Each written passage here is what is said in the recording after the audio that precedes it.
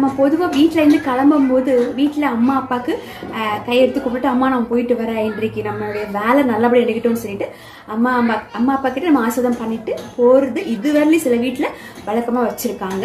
அதே மாதிரி நம்ம ரோட்டில் போகும்போது இந்த கோயில் கோபுரங்கள் கிடைச்சா இறைவா காப்பாற்றுங்கன்னு சொல்லிட்டு அங்கே நம்ம நின்ன இடத்துலேருந்தே எடுத்து கும்பிட்டுட்டு நம்ம போகிறோம்.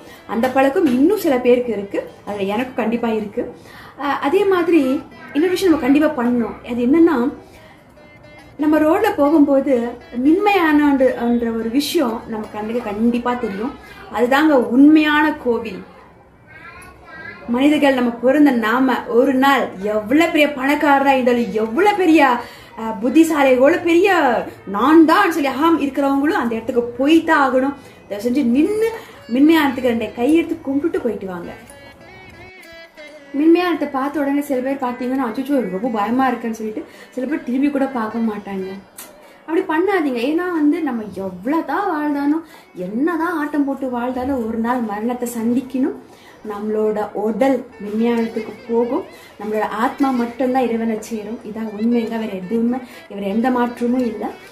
அதே மாதிரி வேண்டிக்கோங்க. 2 நிமிஷம் உங்களுக்கு டைம் இருந்துச்சு, கண்டிப்பாக பிரார்த்தனை பண்ணுங்க. இறைவா, இந்த மின்மையான நம்மளோட உடலை நம்ம இங்கே ஒப்படைக்க போகிறோம். கடைசியில் ஒரு நாள் என்றைக்கு இருந்தாலும் இங்கே வரத்தான் செய்யும். ஆனால் இந்த உடல் இருக்கிற வரையும் 4 பேருக்கு நல்லது பண்ணணும்.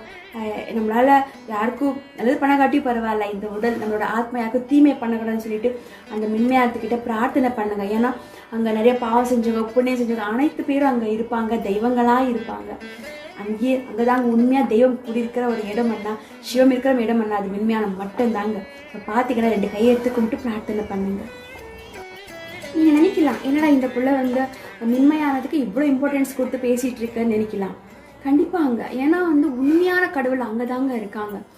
மனிதராகிய நாம் தெய்வத்துக்கிட்ட வரன் வாங்கி 4 நாள் சுத்தி பார்க்க தான் நம்ம இந்த பூலோகத்துக்கே வந்திருக்கோம்.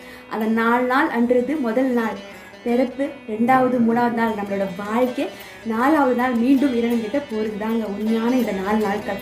இந்த 4 நாட்கள் பயணத்தில் தாங்க நம்ம இது எனக்கு, இந்த சொத்து எனது, இது எனதுன்னு சொல்லி பிடிவாதம் பிடிச்சி அகங்காரமாக இருந்து எடுத்து சாதிக்க போகிறோம். இன்னைக்கு இருந்தாலும் ஒரு நாள் அந்த உண்மையாத்துக்கு தான் நம்ம போக போகிறோம். அப்படி இருக்கும்போது இந்த மனுஷனாகிய நாம் எப்படி வாழணும், எவ்வளோ அழகாக ஒரு வாழணும்.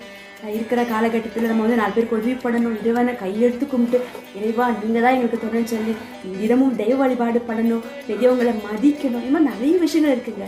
அதனால சொல்கிறேன், மின்மையானத்தை பார்த்தீங்கன்னா கையெடுத்து கும்பிடுங்க, ஆசீர்வாதம் வாங்கிக்கோங்க. நன்றி.